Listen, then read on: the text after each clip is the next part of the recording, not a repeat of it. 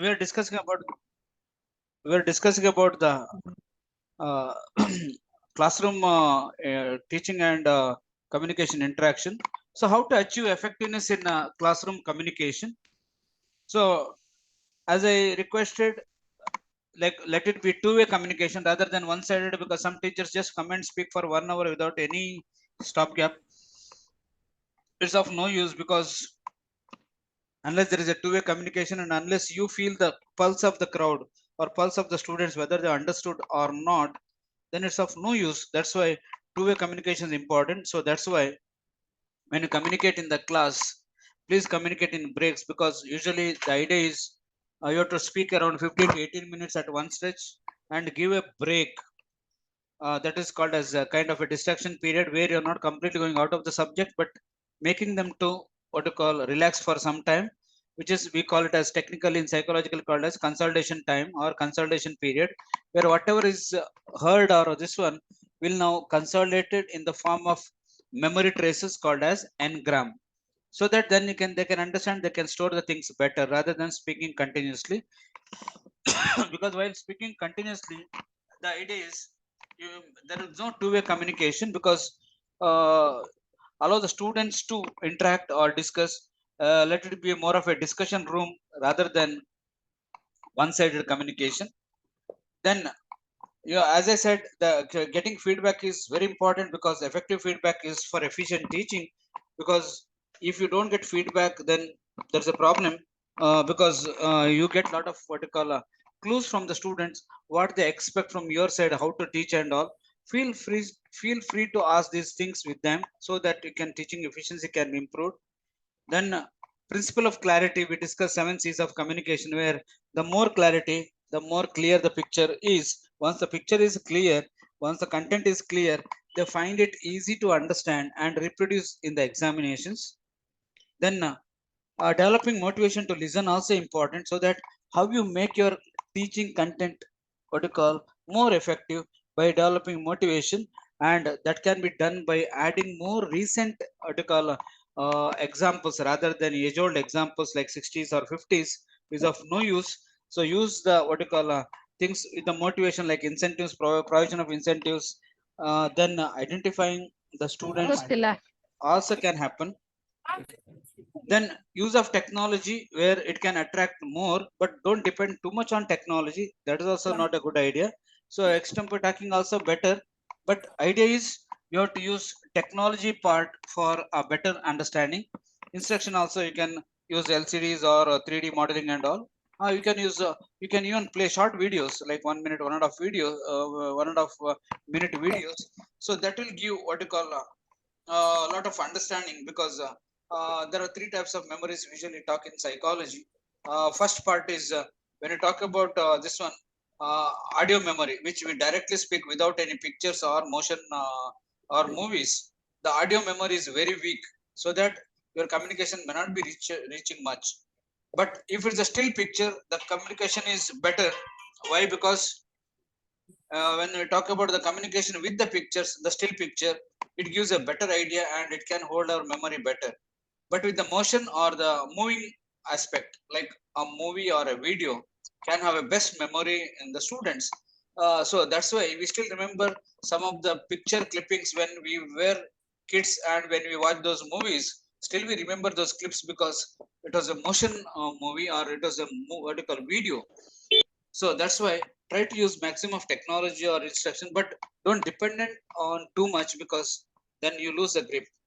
Then use various strategies and skills, that is more important. Don't go by a monotonous way of teaching, because nobody likes it. You have to make the entire classroom interesting, and a lot of questions to be invited, and active participation from the students, where you can develop a lot of strategies, and you can start one discussion, and you can initiate a what you call a topic, and you can allow the students to what you call talk over it, where it can be more of a discussion mode, where they can also share their ideas, and you can have a lot of inputs over that when they have some lacunae in their presentations or in their discussion. So you can develop a lot of skills too, where how to make them what you call easier to understand the content part. So having all that, you can achieve the effectiveness in classroom communication. Then sometimes there are barriers. I quickly go through. One is a physical health or illness. Then if you don't have knowledge or this one, then there's a problem. Mental health, sometimes we have mood ups and downs. Okay, then can have this one. Then handicappedness in understanding the symbolic expressions, verbalism and graphical representation, all can be internal barriers. External barriers could be noise and other similar distractors. Then polluted environment. So if you are in the city and all, then can happen. Problem with the invisibility. Then environmental and physical discomfort can affect your communication externally. Then communication channels, you want to play some video or something, but it's not playing, or if it's not working, your computer is not working, can have what you call communication channels can be, you're not able to log into the what you call internet or something, because sometimes you want to show online issues, but it's not happening. Then non-cooperation from this one, from the students, can lead to this one. Then lack of proper motivation, incentives, zeal and enthusiasm from both the sides can affect as external barriers to communication. So how to overcome the barriers of effective communication quickly to manage that? So first thing is connect with the audience. This is what the thing in what you call in communication process. So when you talk about connecting the audience means what? Try to feel their feelings rather than your feelings. Don't try to impose your feelings over them, but try to understand their way of expectation from your side. So accordingly you teach, go to their level. So we should get into the students level of understanding rather than our level of understanding. Then you're connected well. Use simple words, never use jargons, because we may have what you call big English words or English this one, although our vocabulary could be very high, but the problem is if they don't understand, then it's of no use. Then your body language also makes a big thing in the classroom situation, because your smile, eye contact and gestures and tone makes the things very different in the class rather than monotonous what you call voice, seriousness in the class, and what you call a poker face without having any expressions can have impact. Then cultural sensitivity very important. Suppose you are transferred to one place to other place, how their language matters, because if you go to what you call North Karnataka, the cultural way of talking is very different, which is very different in what you call Dakshina Kannada, which is totally different in Mandya, and which is totally different in Bangalore. So even the cultural sensitivity to be considered, because they may not understand. And frequent checking for understanding also important, because how much students have understood, this is by asking questions or getting a feedback from them. And remember, if majority of the students fail in the class, understand this, I'm not ridiculing any teacher. If majority of the students are failing in the class, that means teacher is not effective in making the content understandable for the students. I'm underlining, if majority of the students are failing in the class. One or two failing others were quite common, but if majority of them fail, I think that reflects what you call the inefficiency of the teacher, that is not, he or she is not able to communicate better. Then seeking participation also important to make communication better. So that's why in a classroom, you have to be very alert, and you have to keep moving, because the moment you start moving, every student will be alert, and you'll be giving some job to their eyeball, so that when the eyeball moves, there will be eye exercise, so that they don't get that kind of dizziness or tiredness. So they'll be more active. So make it what you call participation very much seeking one. Then effective questions. This is where don't ask questions for the sake of asking questions. So effective questions from your side, as well as expecting effective questions from the students also solicited. That's also more important. And before you close the show, or before you close the classroom situation, you have a major job to summarize what has been said, which has been again recapped in the next class, so that students will have what you call uh, students will have what you call some idea that what is being covered, and next morning you'll have a recap that what is being what you call done in the previous day, so that they can associate the memories, so that they can be ready with the continuation of the syllabus part of it, so that you can overcome all the barriers of effective communication. There are a lot of troubles in communication aspects. So be careful about this. Okay. There's a trouble. What do you call? What do you mean by trouble? Suppose we misinterpret the signals. As I said, what do you call? Some of the communication. If we misinterpret the signal, it can be big trouble, because if you, what do you call, if being a male teacher and if you seriously, what do you call, stare a girl, it can be a big trouble, because the girl might put a case against you, telling that it's harassment, because there are some laws are there, and it can lead to legal trouble, that the person can put a case. Then you have to be very careful how to act, and if you are confused, I think you have to discuss with your seniors to manage these troubles, because sometimes the troubles could be quite serious one. So that's all about the communication skill part. Then we go to the, what you call, the critical thinking part, which is very much required for a teacher. So when you talk, the second skill which we are going to discuss is the critical thinking along with the problem solving. So when you talk about the critical thinking part, please understand the thinking itself is we call a subvocal talk. So this subvocal talk goes in a different way, where one can compare and contrast with the things which you have, or the things which you are thinking about it. One has to compare and contrast, which is a typical part of a critical thinking issue. Then one need to explain why things happen. Also important, why things happen.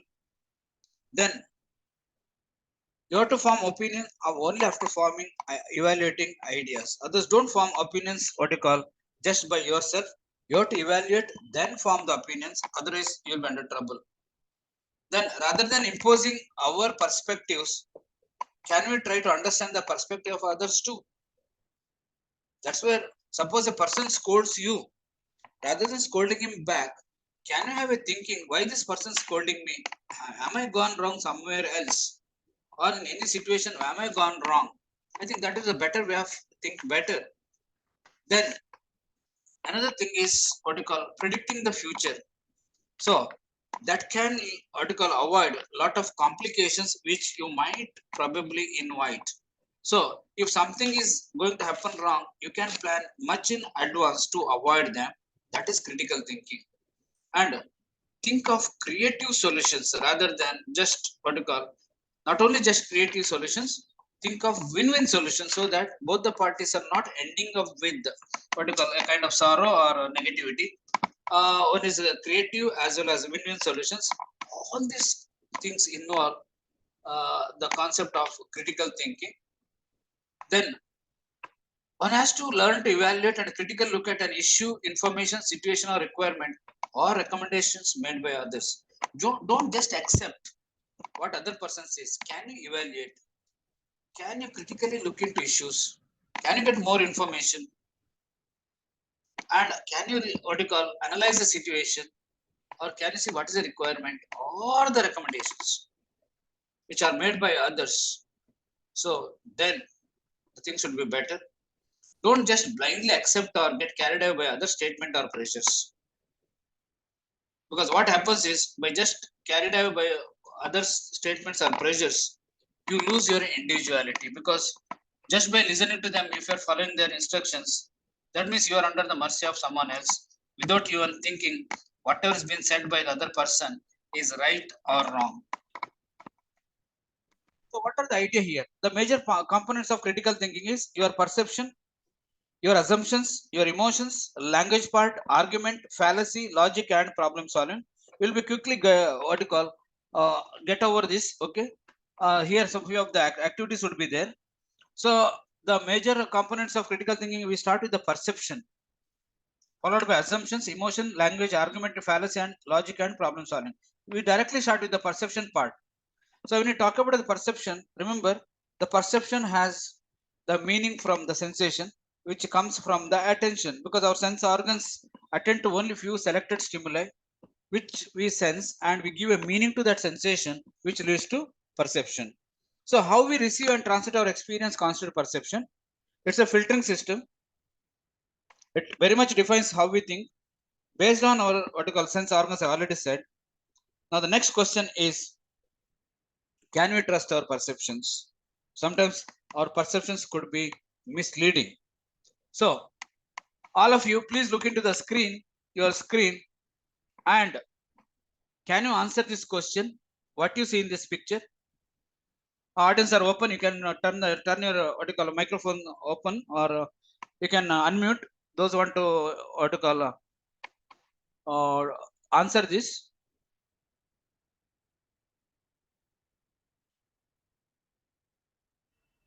Or I'll call the name Dr. Jayakumar. Some medicine which provokes couple or lovers. I Madam, think what you see in the lovers are bottle and what you see inside the bottle? couple picture, sir. Couple picture. Dr. Jayakumar, okay. Did you see couple or just couple or something else?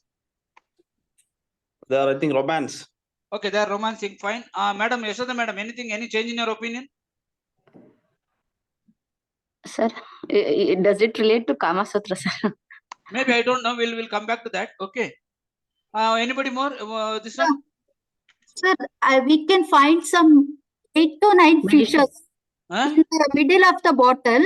We see some 8 to 9 fishes. Yashoda, madam, Surrounded. Yashoda, madam, you said Kama Sutra and Padmalata, madam, is selling fish. What is happening? Dr. Jayakumar. Different perceptions, sir. So, can we believe our perception? I don't know. We should discuss, sir. So, this is where our critical thinking matters. Actually, don't feel bad. It looks like what you call a romancing picture, or somebody, as you said, it's a like no, it's a one of the poses of Kama Sutra. But in fact, it is not. There are 9 dolphin fishes.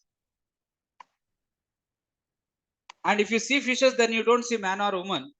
But if you see man and woman, then you don't see the what you call fishes. Yeah. Are you able to see the fishes now, madam?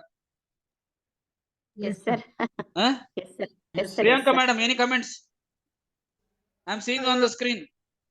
Yes, sir. We are able to make out the fishes, but yeah, but prominently, it feels like a man and woman is romancing.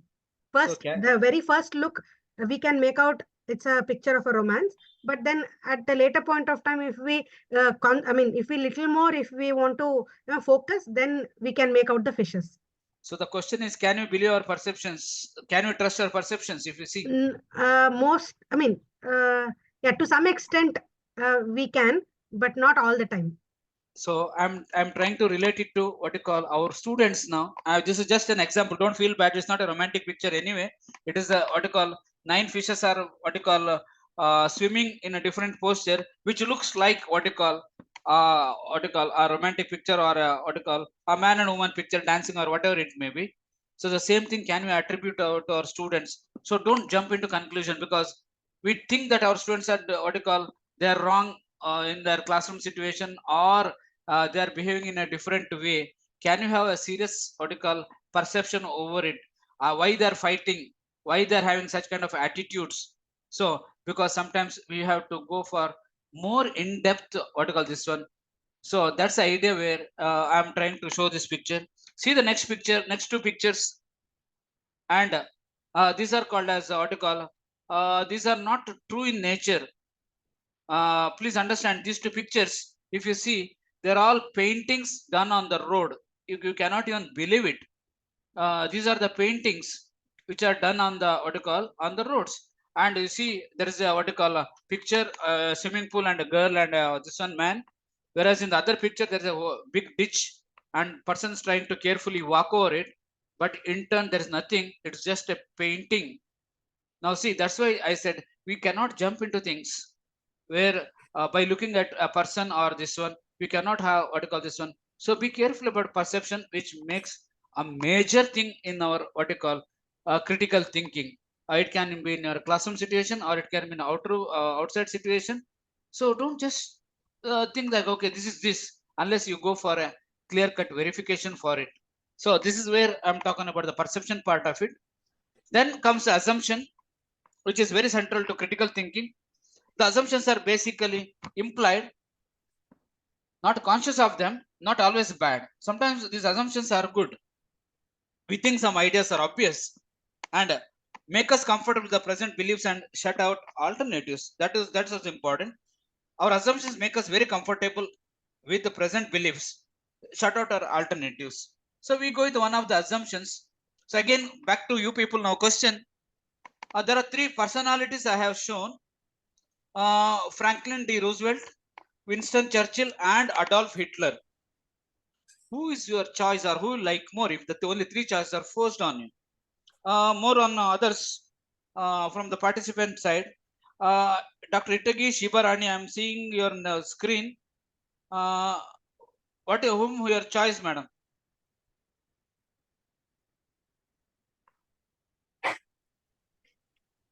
Hello. Nanjana Sami sir, I'm seeing you on the screen. Who's your choice? Franklin Roosevelt, Churchill, or Adolf Hitler?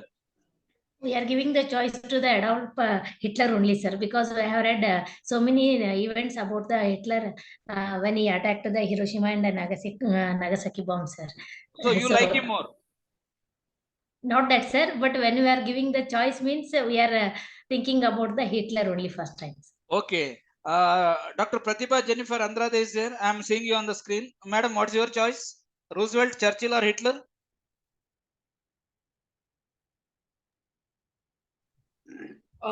Hitler only because, sir, can you hear me? Yeah. Go ahead. I prefer Hitler because we come across many literatures based on his achievements or whatever activities that he has done. But he was a big killer. He did a massacre. We'll come to that. Okay, Dr. M.S. Kempegowda sir is there. Okay, sir, your choice. Roosevelt, Churchill, or Hitler?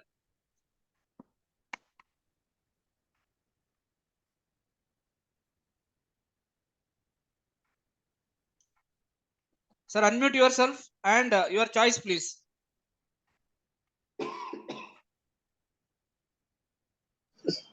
Sir, Hitler. Hitler, okay. Veena, madam. Veena, I'm seeing you on the screen. Sir, not three, sir. Not all the three. Not all the three. No, if at all these three are given, who is your choice? Then Hitler, sir. Hitler, okay. Dr. Atal Bihari Tripathi is there, okay. Sir, your choice. Sir, we can go for Churchill also, Winston Churchill. Churchill, okay. Anybody's opting for Roosevelt? Roosevelt, sir. Okay. Anybody more from the audience? Roosevelt. Roosevelt, okay. Sir, actually, we have more information about Hitler. That is the reason we all prefer to go for Hitler. But if you look at what Hitler had done to the humanity and rest of the people done to the humanity is entirely different. But the kind of perseverance, the determination that Hitler had, other people did not have that much. That's the reason I go for yes, sir. I'll go to the Nanjana Swami, sir. Okay. Nanjana Swami KS. Okay. Roosevelt, sir. Roosevelt, okay. Now, see, these are all what you call our assumptions. Let us check each one's character in a nutshell. Now, go to candidate A, Roosevelt. He was associated with the crooked politicians, consults with the astrologists. He had 2 wives, also chain smokes and drinks 8 to 10 whiskeys a day or pecks a day. Candidate B, Churchill. He was kicked out of the office twice, sleeps until noon, used to use drugs in the college, drinks a quart of whiskey every evening. He was Winston Churchill. Now come to candidate C. He was a decorated war hero. Can you believe that he was a vegetarian? He never smoked. Very rarely he drank. And no extramarital affairs. Now, how we assume this goes by our critical thinking. Of course, many of you what you call preferred Adolf Hitler, but usually what I found is in other talks, usually they expect Roosevelt or Churchill to be better than what you call Adolf Hitler. So now you found that why people what you call assume that Hitler is better because he fought for his country. He killed many people, but it was for his country, not for others. And he was a vegetarian by surprisingly never smoked and no other issues. So I think the assumption goes by our critical thinking. So that's the idea. Then our emotions. Okay. So this is where our critical thinking will be highly disturbed by our emotions because when we are very emotional, our critical thinking abilities decrease dramatically. It's already proved. So that's what we have to, and our request is, when you are too happy or when you are too angry, don't make any judgments or don't make any decisions. This is what you call, I want to give a tip for you. When you are very happy, don't declare anything. When you are very angry also, don't declare or don't take any decisions. Both are dangerous, because these decisions are not coming because of your critical thinking. The decisions are coming because of your emotionality. So emotionality has got a major impact on our critical thinking. So it has been recorded even in the sports. Typically, if you remember, when Sachin Tendulkar used to be out, within no time, a series of people used to go back by this one. That was like emotionality rather than critical thinking. I think if you remember that. Now, this critical thinking clarify our feelings and deal with them more effectively. So the moment the feelings motivate us to action, and without motivation, our reasoning would never get off ground. Emotions need the guidance of reason, and reasoning needs emotions. So you have to be very careful, because when emotions are, you are involved with the emotions, and they can play a major role. Then the language which you are going to use, it cannot be separated. Your thinking cannot be separated from the language. Why we use language? As we seen in the communication, to inform, to persuade, and to explain. And language can fool us. I think how many of you watch, what you call, how many of you seen, if you're from Karnataka, Gangavati Pranesh, what you call, hilarious talks. The way the language is being used in North Karnataka and South Karnataka, what is the difference? Some languages in South Karnataka, or some, sorry, in North Karnataka, the usage can have big impact, because the way the language usage has come. And if you go to what you call language usage, especially within Karnataka, if you go to what you call Bangalore, typical bookish Kannada, where typical that book type, where Kannada books are there, typical book of this one, you can easily make out by the person's reading or talking that he is from this region. Or sometimes you can make it very clearly, the person could be from what you call North Karnataka, the way he speaks. And many times, don't feel bad if there are people from Mandya, the language seems to be very rude, but they are too good at heart. The language seems to be what you call very rude, and they hardly use the what you call a plural. They usually use singular, but along that singularity, lot of affection would be there, which we should be able to understand. So that's why language can fool us. Then, but remember, language can aid in our critical thinking. Okay, that is where what you call, especially this can happen even in the childhood stage. Okay, now children language development progresses, their ability to think critically grows as well, because we call it comes along with the maturity too. Then language and gender, nowadays this is a big problem we have. I think already you have seen with the what you call with your students, the girls calling other girl as bro. Have seen that this one, the girl calling other girl as bro, and the boy calling other boy as machi. So all that language where we are trying to change the gender. I don't know whether you have seen this, but I know we see a lot. Okay, so even the language part, how we use, also affects our critical thinking. Then the arguments, very important in critical thinking. What are those? There are three basic elements of arguments. One is the issue which is connected. Second, there could be reasoning, and there could be conclusion. Now, these three basic elements or arguments can be valid or invalid based on the structure. But goal of critical thinking is sound arguments. That means what? Whatever we have what you call goal of critical thinking, it should be valid. And most have two premises. Like most of them have a deductive thinking rather than inductive thinking. Okay. Now the fallacy part. Remember, when you talk about the fallacy, reasoning that doesn't meet criteria for sound argument, which is also an incorrect pattern of reasoning. But anyway, it does not mean that conclusion drawn is false. The best example could be ads and editorials. You must have seen ads of Fair and Lovely. Over the 7 weeks, the entire shade changes. But in reality, it is not. But it's a fallacy. You must have seen Ariel ad, where you have seen how the dirt goes from the cloth. But is it really true? We go by what you call incorrect pattern of reasoning, because we go for celebrity endorsement. So when you talk about celebrity endorsement, what happens is we think that since our own favorite actor or actress or any celebrity, if they follow this,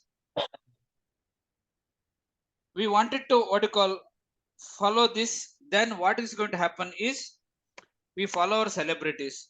Whatever they do, we do it blindly. That's why you find a lot of advertisements, lot of editorials which might mislead us, but sometimes it's not always conclusion is false. Fallacy is not good because that reasoning that doesn't meet the criteria for sound argument. So there are several fallacies are there. So for example, now, are you seeing the screen there now? Which line is lengthier, line A or line B, the first line or the second line? Answers please. You see, first time A line is a bigger, we are saying, B, sir. sir. But when you are comparing and analyzing, both are equal. Somebody is telling B, somebody is telling A, somebody is telling equal. What is the answer, please? Both are equal, sir. Any others? A is lengthier than B, sir. A is lengthier than B. I'll go by your argument, sir. Okay, it could be a fallacy later. We'll think about it. Any more answers? Dr. Divya Prabhu, can you hear me? Dr. Rama Vinod Singh, I'm seeing you on the screen. Yes, sir, A B, is sir. bigger or B is bigger? Both are I think equal. B is bigger. A B is is bigger. bigger. A A is is bigger. bigger. A is bigger, sir. A is bigger. Very good. Okay, I'll go by your this one. Geeta, madam, can you give your opinion? A is bigger, sir. A is bigger. Okay. This one, the last this one. Ashok Thomas, Dr. Ashok Thomas. Okay, which is the line bigger, A or B? Huh? A is bigger, sir. Okay, we'll stop. We'll stop the arguments now. Surprisingly, if you see the next screen, they are both same.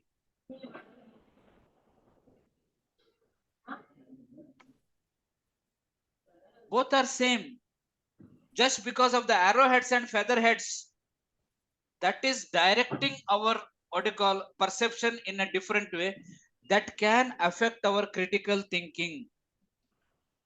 Though both line A and B are same, but what we think that typically what we think that line A is bigger than line B. Why? Because line B is embedded in the what you call in the arrowheads. So this much is being cut. So only the distance will be considered, whereas actual distance is this much, and we ignore the line part which are embedded in the arrows. Now that is where, and if it were to be featherhead, we would have expected B is bigger than A, but since it's an arrowhead, so we consider, so both are same. So that's the idea. So when you talk about the length of the lines, A or B, they are same, there is no change. But we think, most of us, we think that what you call A is bigger, provided, now if you see the critical thinking, now if you ignore the arrowheads or featherheads, I think now the lines looks same. So that's where we have to be what you call talking about where fallacy can be one of the important thing in our critical thinking. Now logic, very interesting, because when you talk about the logic, we talk about two methods of reasoning. One is a deductive reasoning and another is inductive reasoning. Our deductive reasoning is called as funnel approach, whereas inductive approach is called as reverse funnel approach. So in deductive reasoning, we find facts, certainty, validity, sound arguments and conclusions. For example, all human beings are mortal. So the person X is also mortal. So there is a fact, there is a certainty, there is a validity, and the arguments are very sound with the conclusions definitely drawn. Whereas in the inductive reasoning, opposite of deductive reasoning, so in deductive reasoning, we go from general to specific, whereas in inductive reasoning, we go from specific to general. So this is the difference. One is general to specific, another one is specific to general, where the facts becomes diverse, certainty becomes probability, validity becomes a generalization, sound arguments can be hypothesis. So there are several examples which we can share in inductive reasoning. Person X teaches better, person Y also teaches better. Since person X and Y teaches better, X and Y both are teaching better, we can have an inductive reasoning. Person Z should also teach better. But this has no, it's just a probability, no general, this one, it can be generalized later only after verification of the fact.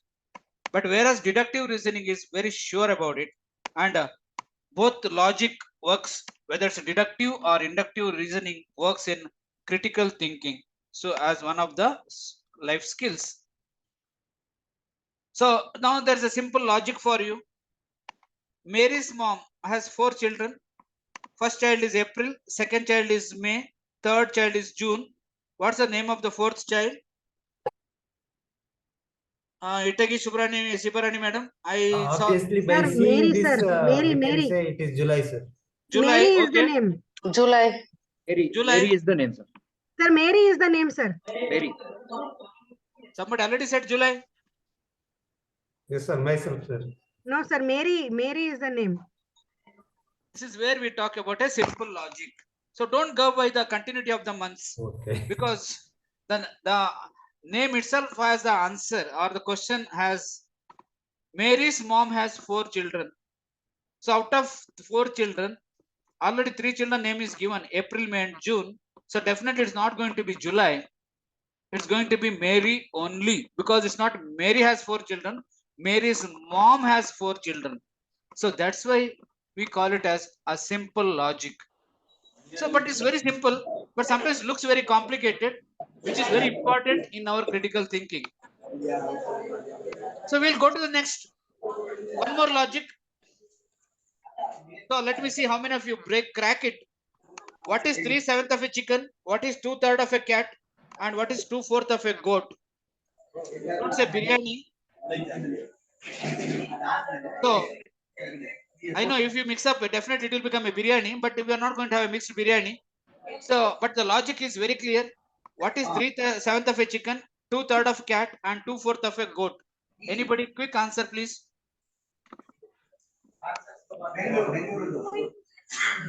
The alphabet CHI. Madam, I have shown the logic. You have to tell me what is 3/7 of a chicken, what is 2/3 of a cat, and 2/4 of a goat.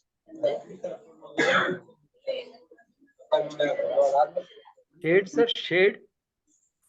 No. MC Hallur, sir. Any answer? Ascending order. So it is maybe third one of Chicago, 7 sir. chicken. Chicago. Right. Who has told the answer? It is Chicago. I'm Divya, sir. Huh? I'm Divya. Divya, madam, I'm not seeing on the screen. I'll try to put you on the screen. Yeah. It's Chicago, sir. It is Chicago, because now go back to the answer.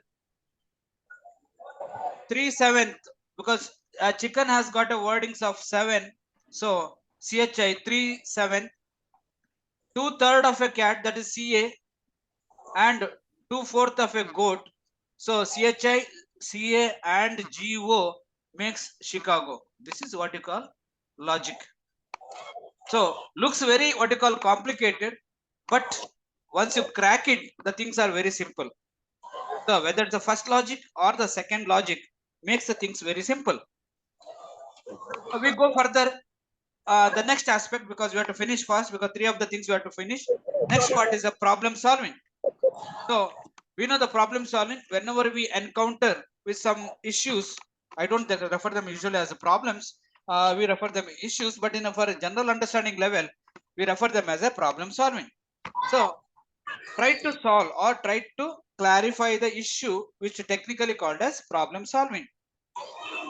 So what are the techniques involved in that? First of all, one need to understand the problem. That's read and heeding.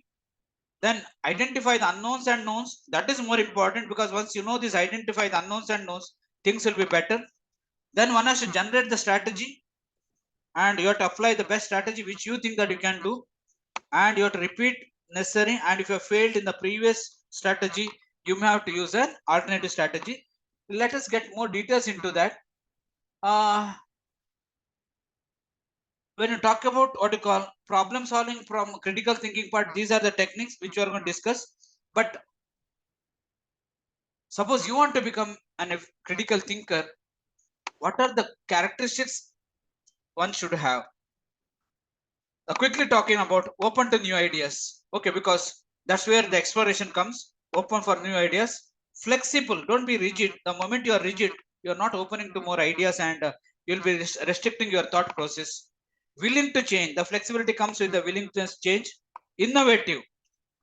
Start being creative. Analytical. If something happens, don't jump into conclusion.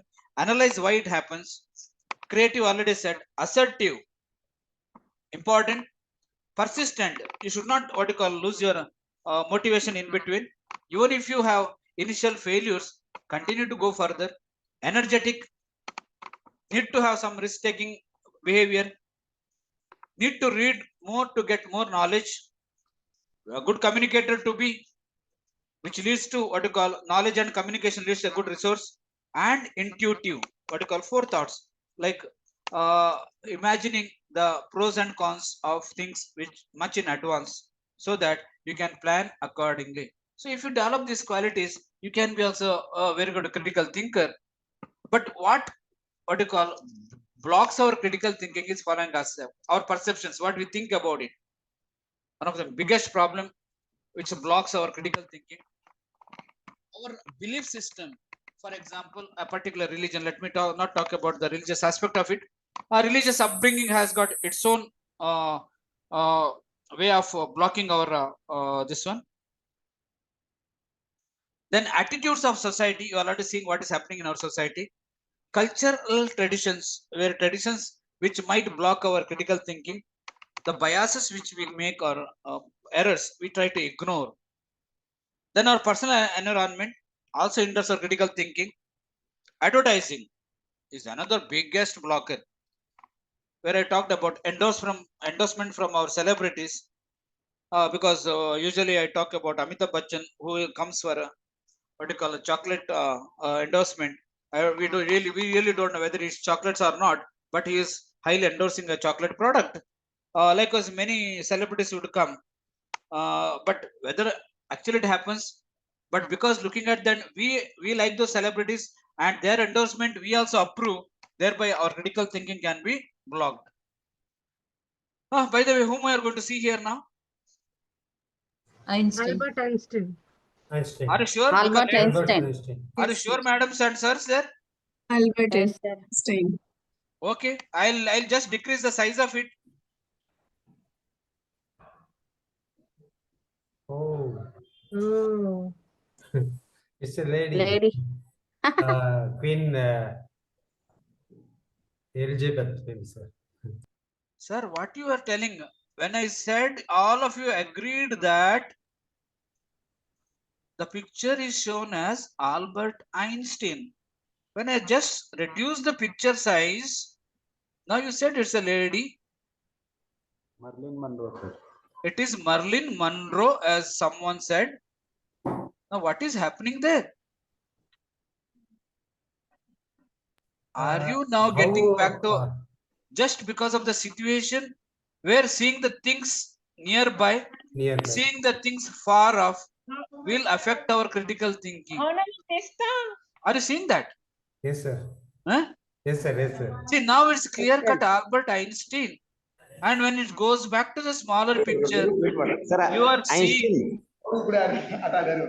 now you are seeing Marilyn Monroe. Of course, it's a famous superimposed picture by a studio.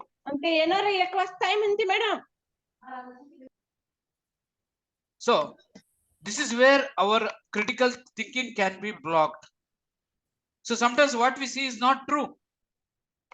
So you have to critically think whether it's right or wrong. This is just a small demo. Okay, now what you're seeing, can you focus on one of the centers of the circle and just have a staring over it? See what happens? It's just like moving. But I'm not moving, sir. I'm showing a still picture. Or It's the a circles are worm-like, moving? structure, sir. The circles are moving, which is not true. Yes. It looks like moving. Look like moving. Entire movie industry is behind this, and they cheat us. All they use optical illusions. Today what you see is not real, and after artificial intelligence has come, it's completely gone. And if you have seen the recent deep fake issues, that's not true. So it all affects our critical thinking. Okay, look into the magic stairs. Focus on one of the dots in the picture. See whether what you call stairs are changing.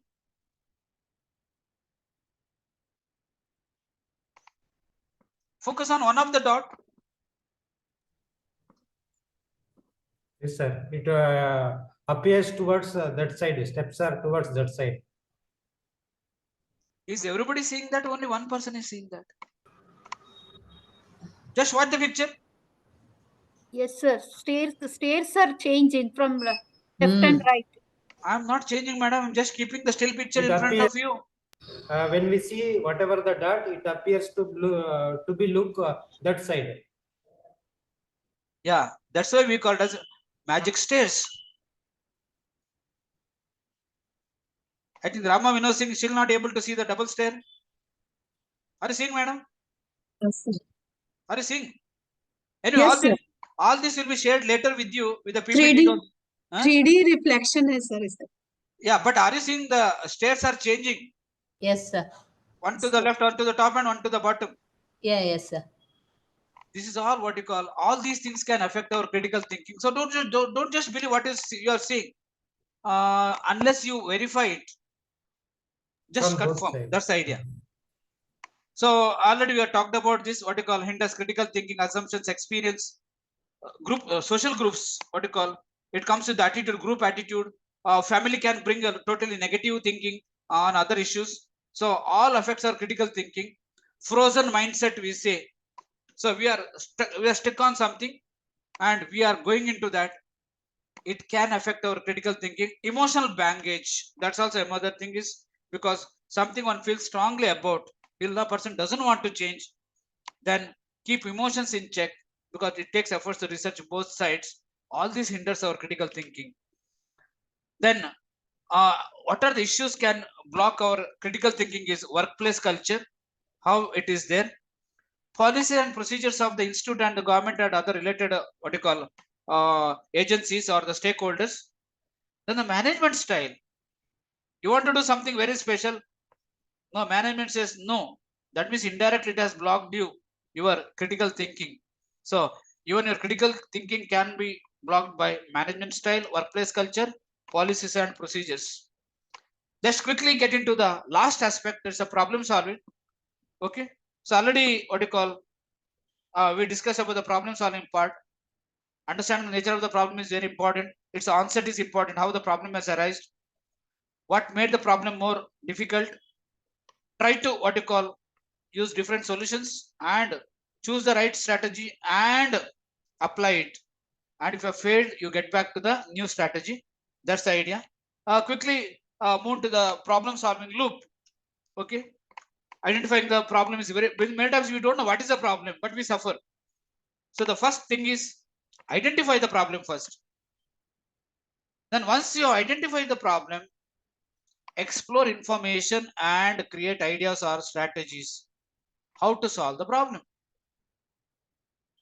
This depends on pros and cons of weighing each strategy which you want to use. Select the best strategy or the idea which you want to execute. Now start executing the idea and test the idea whether it's working out or not. The next part is, after the executing the idea, what are the results? If the results are successful, continue the same idea or strategy when you have same problem next time. And if you have failed in this strategy, the results, if they are failed, I think you have to reevaluate and use a different strategy. So that's a problem solving loop. There are 4 types of problems. Please understand. I can identify within the class. The first type of problem is known. The problem is known. Solution requires just action. Any idea there? I have one example. You know the problem. It requires just an action.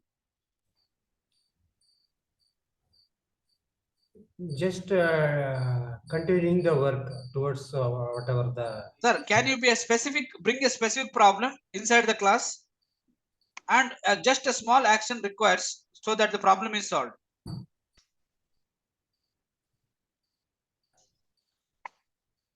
We need to rush, sir. We are left with another 20 minutes. Sir, we can take a situation of lack of students' attention in the class. Okay. So what is the solution, madam? Just involve them in the discussion. We have to make them involved in the discussion. Okay, I'll tell a very simple thing. A student has got an absenteeism in the class. What is action required? The student is irregular to the class. What is action required? You don't require any high-end solutions. What is the immediate action you do? Go for it. We will announce the attendance shortage list. Okay, then you inform the parents. Okay, then inform the parents. Or at the most, you don't allow them for examination, so that next semester you'll be very regular. Yes. So problem is known. Solution requires just action. Now the next level we go. Problem is known. Solution requires additional expertise. Okay, I'll explain that, because now think that a student has got an issue. A student is not able to concentrate. Now, as a teacher, you are not able to identify why it is so. So you may have to take what you call a consultation or additional expertise from a school counselor or from a psychologist. This is where a student may have ADHD, attention deficit hyperactivity disorder, or he may have learning disabilities, where we say learning dyslexia or disabilities, mathematics problems, which it's beyond your expertise. You may require an additional expertise by talking to a school counselor or a psychologist or a general counselor, where you can solve the issues. The third level, still the problem is known. Solution requires creative approach. Any idea? Problem you still know, but action is not enough. Additional expertise is not enough. It requires some creative approach.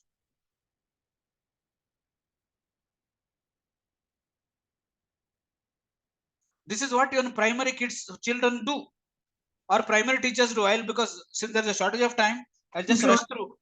Drawing, drawing, drawing, poetry, writing.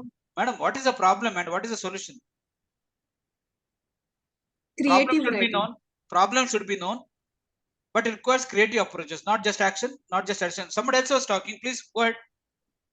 Sir, if we chalk out the problem, he is not able to sit in the classroom, then we have to do some other way of teaching, like through online mode, through giving some videos. Sir, creative approach. I'm talking about the creative approach. Okay, this has been done by even the teachers in the primary and high schools. If any mischievous or a troublesome student is there in the class, what will be the leader? He will be the leader. He will be the leader. That's a creative approach. Why? Because once the student, the mischievous or a problematic student is made as a leader, then he has to control the class, which earlier he was a troubleshooter. Now he has to control the class. Now this is where what you call the solution requires creative approaches. Without your knowledge, you have done all these approaches. But there is one more thing. Problem itself is unknown, need to be identified. We'll see one by one now. We already discussed about that. Okay, we're just taking action. Okay, but this action can be done by taking right mindset and self motivation, which we discussed. Additional expertise. We have said what I have said about what you call about the counseling part. Used by holistic, vertical, or systematic thinking can be used. Creative thinking already we have discussed. Requires known information but reframing or rearrangement of the information. You know that the boy is what you call intelligent but is mischievous or problematic. So just rearrange. So insight into restructure and questioning. Okay, changing perceptual positions as well as holistic, lateral, and outside the box thinking of solutions. Now, with this, okay, before going to the last part, with this, I want to have one more exercise with you. How many of you know the 9-dot problem? If you know, then just keep quiet. If you're not knowing this, try to work out this problem. So how to work out this? Forget about the outer boundary of a square. There are 9 dots. Connect them with the 4 straight lines without lifting the pen and not overcrossing any other line. Start working on that. There are 9 dots. Try to connect them with the 4 straight lines. And if you are ready, just show me on the screen whether you are right or wrong. You have to use 4 straight lines. You should not lift your pen or pencil. At the same time, you should not overcross. And you have to use only 4 straight lines. No bending. Please do it.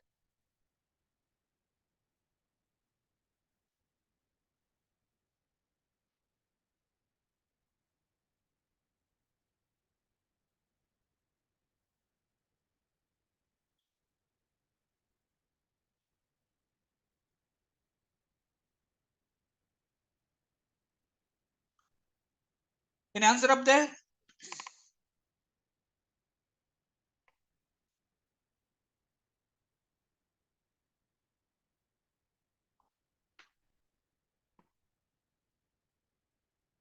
Okay, I'll give you another few seconds.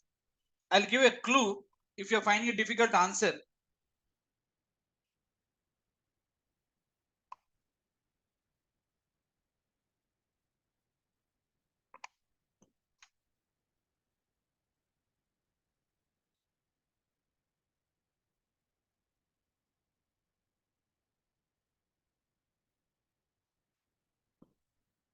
Okay, let me tell you one thing. Yes? I have done it. Can you show me on the screen, madam? Yeah. Priyanka Rao, madam? Yes, sir. Yes, sir. Does the Z kind of image? It cannot be Z, madam. Can you bring the this one? What do you call image nearby? One second. This one. Not really, madam. You have not covered all the dots. You have left two dots in between. Okay, I'll tell you one thing. For those people, if you think in a traditional way, you never get the answer. That we can extend one line to little ahead. What you can do is go beyond the boundaries and try to solve the problem. If you work within 9 dots, you will never get the answer. So that's the beauty of this 9-dot problem. So never think of what you call the problem inside 9 dots. Can you go think out of the box? Think out of the box issues, where by having out of the box solution, because many times it happens with us also. Many times we are within the problem. When we face the problem, we are within the problem and suffer. Wait a minute, madam. And when you come out of the problem and see from other view, the answer will be very easier. Madam, who is on the line? Sir, myself, Malini. Malini madam, can you show the picture, please? I'm not Yes, able. sir. Here I have written. Huh? Here, sir. I'm not able to see. But how many lines you used, madam? 4, sir. Okay. 4. Okay, I'll show the answer so that you can just check, Malini madam. Yes, sir. Can you see this? Can you see this, sir? Madam, the screen is very small. That is why I'm having a problem here. This one. Wait a minute, madam. Wait a minute.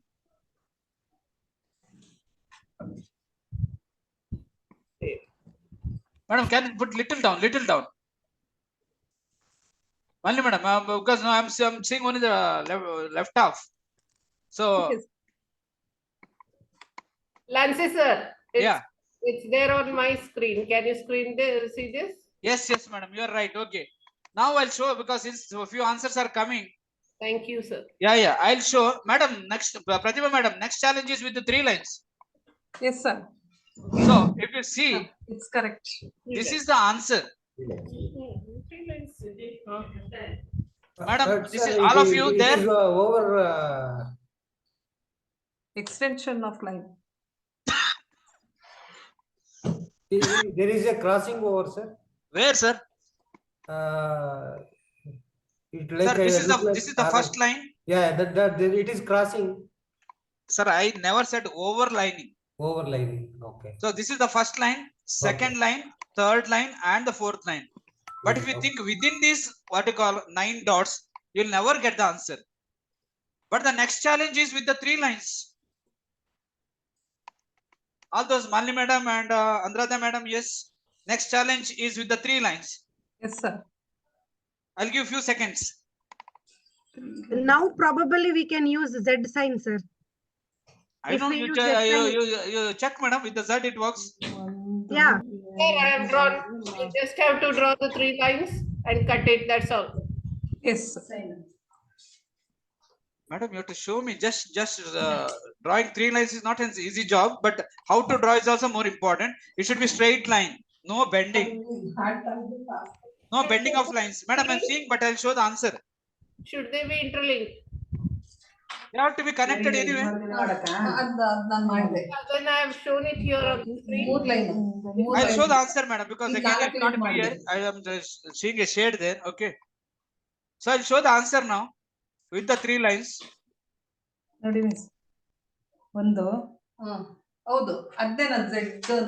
what you have to do is, again I will tell the strategy. If you think within the 9, earlier we are struggling with the 4 straight lines. Now the challenge is it can be done with the 3 lines too. So you start on the top with this line, cross through the center and reach the bottom, and furthermore continue. Again top, middle, bottom, again continue, top, middle and bottom. It can be done other way also. So idea here is like there is answer, but we say out of the box answer. Within the box there is no answer. So that means what? Answers are available. With the 3 lines also we can do. That means what? The solution comes from outside. So problem solving can be done in a different ways. So that's idea I wanted to talk about it. Now the last part which I want to say, which is unknown, need to be identified. Now something very tricky now. A situation perceived as a problem just because it's looked at in a certain way, and we are blind to a problem that doesn't let you achieve more. So the problem is to realize that there is a problem. We don't understand that there is a problem, and we can improve upon it and define this realization as a problem.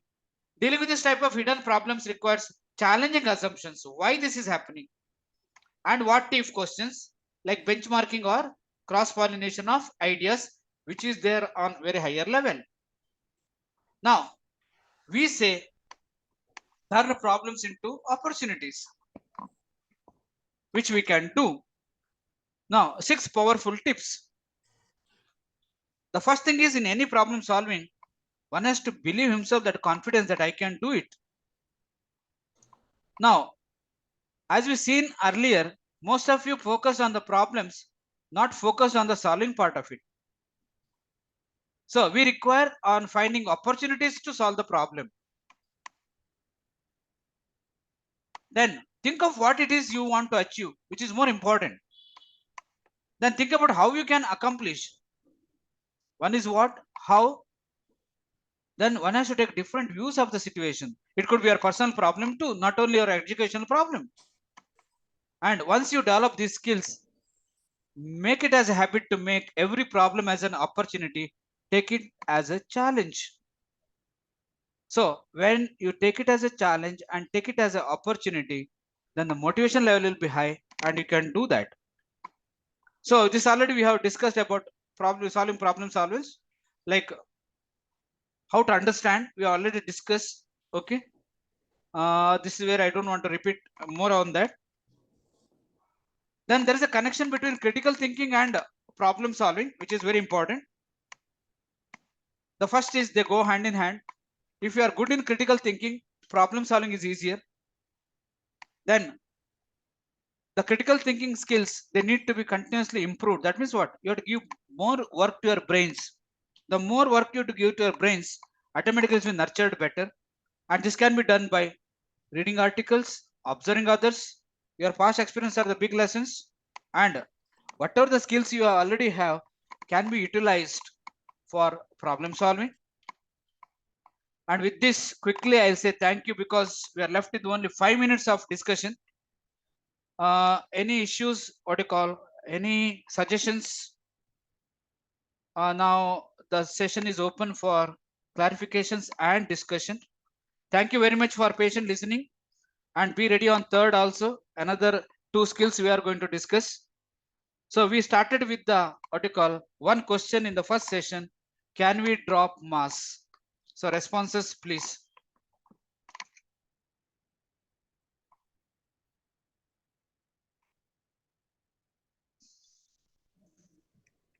We cannot, sir. More explanation. Why not? We have to adjust to the situation.